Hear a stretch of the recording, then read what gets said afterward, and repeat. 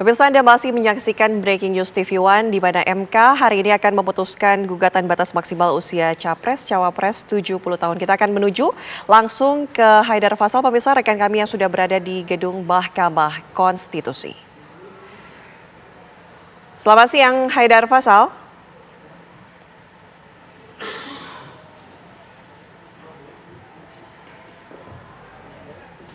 Haidar, selamat siang. Ya, Ana. Silakan laporan Anda.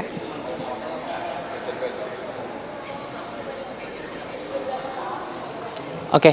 Ya, baik, selamat siang Ana dan juga pemirsa. Benar sekali bahwa pada siang hari ini Mahkamah Konstitusi kembali menggelar sidang terkait dengan gugatan syarat calon presiden dan juga wakil presiden, yang mana melansir dari laman resmi Mahkamah Konstitusi, memang gugatan terhadap undang-undang pemilu ini nanti akan dilaksanakan pada pukul 10 waktu Indonesia Barat siang tadi dengan agenda pengucapan putusan.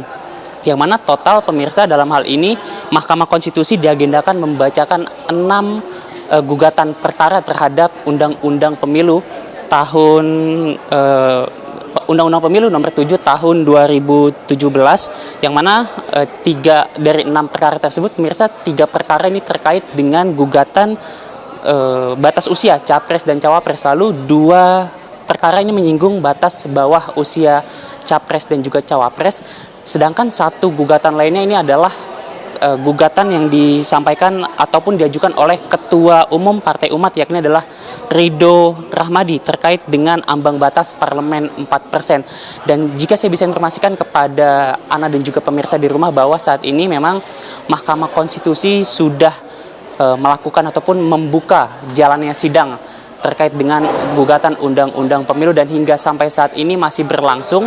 Namun belum ada hasil yang keluar dari putusan tersebut, karena kami pun awak media di sini masih terus menunggu terkait dengan putusan yang nanti akan dibacakan oleh sejumlah hakim di Mahkamah Konstitusi. Dan tentunya kita akan nantikan bagaimana kemudian hasil dari putusan tersebut. Apakah Majelis Hakim akan mengabulkan berbagai gugatan yang diajukan oleh sejumlah masyarakat Indonesia, ataupun tidak mengabulkan gugatan-gugatan tersebut. Untuk sementara demikian, Ana, kami kembalikan ke studio. Baik, terima kasih laporan langsung Haidar Faisal dari Gedung Mahkamah Konstitusi Jakarta. Pemirsa, kita akan lanjutkan dialog kita bersama dengan analis politik. Sudah bergabung bersama kami Bang Kodari dan juga Mas Triandika. Masih bersama kami? Ya, masih Mbak Ana. Okay. Masih. Bang Kodari tadi sempat menanyakan sebelum jeda ya, ada beberapa pemohon. Salah satunya ini mungkin bisa kami bacakan ya. Ada Rudi Hartono yang menggugat Undang-Undang Pemilu dan juga berharap batas Capres ini berusia maksimal 70 tahun karena dikatakan bahwa usia ini menentukan kemampuan seseorang dalam memimpin. Kemudian ada juga 3 warga negara, yaitu Wiwit Arianto, kemudian Rahayu Fatikasari dan juga Rio Saputra, yang di mana meminta agar batas usia maksimal Capres 70 tahun serta tidak pernah cedera karena terlibat pelanggaran HAM. Dari sini saja mungkin bisa dikomentari. Ya, kalau saya sih balik ya, kalau cuma semata-mata usia saja, belajar dari pengalaman keputusan MK tentang batas usia bawah itu kan semua ditolak, karena itu adalah bagian dari legal policy. Yang menarik itu adalah kalau ada pengecualian.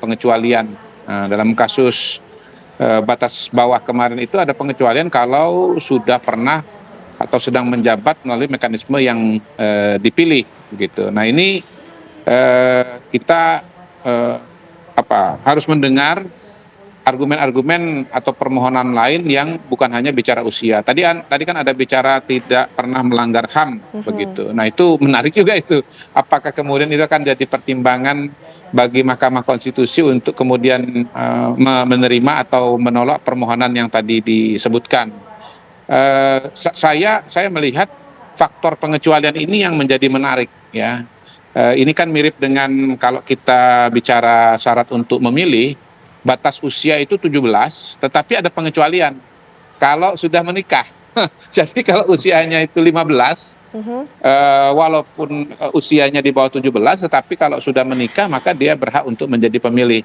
Jadi yang kita perlu diskusikan sebetulnya, dan barangkali kalau ada teman dari hukum tata negara, ini menjadi menarik soal pengecualian itu apakah akan diterima atau tidak. Walaupun balik lagi ya, kita ini kan ada pameo nih, kalau ada 10 ahli hukum ada 11 pendapat, 12 pendapat katanya begitu. Jadi ahli hukumnya beda-beda pendapatnya, dan kita lihat memang dalam beberapa keputusan Mahkamah Konstitusi ada yang namanya dissenting, dan kemarin juga ada yang namanya concurring. Itu sangat-sangat menarik bagi saya. Dan tadi Mas Tri Andika sudah mengatakan pasti ada pro kontra, apalagi kalau dekat-dekat pemilu. Nggak dekat pemilu aja ada pro kontra, apalagi dekat dengan pemilu begitu. Yang jelas menurut saya publik harus memahami bahwa yang namanya hukum hitam putih itu saya kira cuma ada di ranah pengadilan pidana loh. Ya, apakah dia kemudian membunuh atau tidak membunuh, misalnya tergantung data-data dan bukti-bukti kerasnya begitu ya. Tetapi kalau bicara hukum tata negara itu kita jarang bicara hitam putih, benar atau salah. Itu pilihan-pilihan saja. Misalnya kayak sistem pemilihan terbuka atau sistem proporsional atau sistem distrik. Masing-masing punya kebaikan, masing-masing punya kekurangan. Atau sistem proporsional terbuka murni atau sistem proporsional setengah terbuka. Ya masing-masing punya argumentasinya. Jadi untuk dipahami bahwa kalau kita bicara Mahkamah Konstitusi, cara melihatnya mungkin harus berbeda dengan pengadilan umum begitu, karena yang dibicarakan adalah hukum tata negara, dan ada banyak sekali varian-varian tata negara di dunia. Sekedar contoh saja ya, sistem pemerintahan itu secara garis besar ada dua. Ada sistem presidensial dipimpin oleh presiden, ada juga sistem parlementer dipimpin perdana menteri, tapi ada juga sistem hibrid di mana ada perdana menteri, ada presidennya. Jadi itulah kerumitan dari pengadilan yang berkaitan dengan hukum tata negara. Saya kira begitu. Oke, Mas Tri Andika mungkin mau menanggapi, karena tadi juga Anda sempat mengatakan bahwa ini kental dengan syarat politis begitu ya?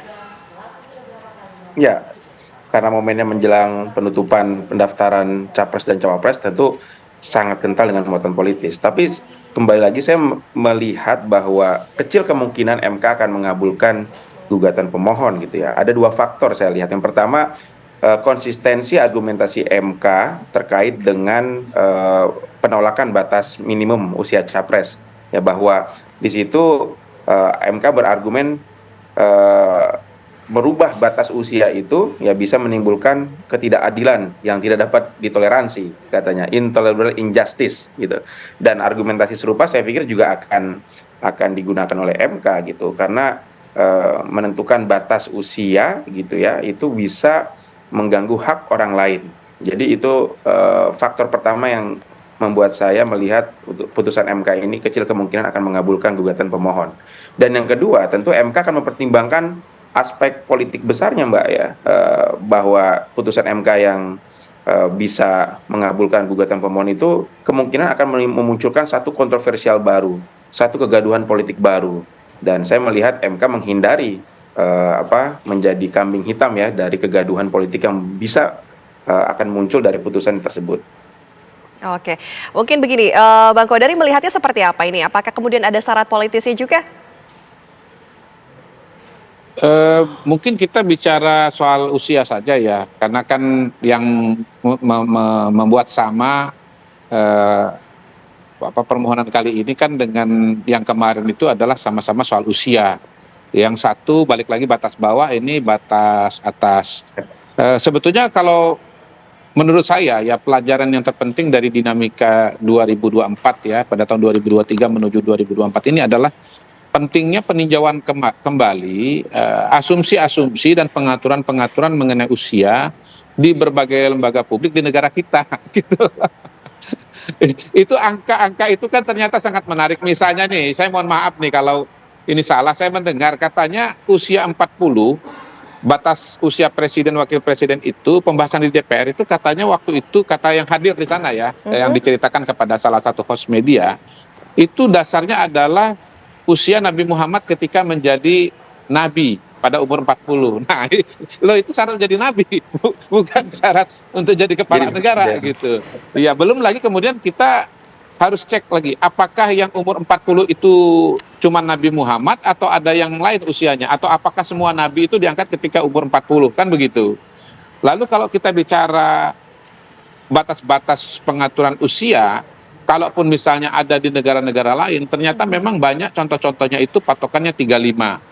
Nah, Indonesia sendiri ternyata sebelumnya itu usia sebelum dibikin jadi 40 adalah 35 juga begitu.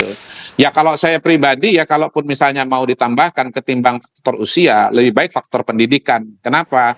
Kita bicara pendidikan itu kita bicara mengenai prinsip dan asumsi umum bahwa pendidikan itu memberikan kita kemampuan dan keterampilan berpikir tertentu ya, yang pada dasarnya itu kalau memang kemudian dianggap sudah ya semua syarat-syarat pendidikan yang diperlukan untuk mengolah kebijakan publik, mengambil keputusan hidup, atau paling tidak menjalankan pekerjaan dengan baik itu adalah sarjana, maka patokannya adalah sarjana. Saya kira itu lebih bisa diargumentasikan ketimbang misalnya batas usia ya. Kalau Bang Effendi Ghazali, teman saya, sahabat saya itu bahkan mengatakan begini, ya disesuaikan saja yang namanya usia jabatan itu dengan usia memilih. Berhak memilih pada usia 17 berarti berhak dipilih juga pada usia 17 gitu. Nah, melanjutkan diskusi pada hari ini karena ini batas atas, saya ngecek nih usia-usia para presiden atau kepala negara di negara-negara lain. Ternyata ya yang menarik itu kalau kita bicara Brazil misalnya, Lula da Silva itu usianya 77 tahun. Ya, Lula da Silva 77 tahun. Kemudian kalau bicara Joe Biden itu 80 tahun, lalu bicara Narendra Modi itu 73 tahun. Saya pilih negara-negara yang memang wilayahnya besar aja lah. Nanti kalau pilih negara yang kecil dibilang nggak imbang gitu. 10 tahun. Nah, kalau bicara Brazil ya kan gedenya kayak Indonesia, bicara India juga bahkan lebih besar lagi daripada Indonesia dari segi penduduk atau dari segi wilayah. Jadi saya kira itu semua mengindikasikan bahwa kalau kita bicara usia memang kita tidak identik dengan kesehatan fisik dan kesehatan mental. Iya, tadi juga jadi Bang Kodari, Mas Triandika juga sempat mengatakan individu. ataupun mengatakan bahwa Joe Biden saja usia 80 tahun bisa memimpin Amerika Serikat. Tapi nanti kita lanjutkan lagi ya, ini diskusinya menarik sekali dengan Mas Triandika dan juga dengan Bang Kodari. Nanti dilanjutkan oleh rekan kami ada Prima Alvernia, dan pemirsa kami masih harus jeda terlebih dahulu, usai jeda kami akan kembali.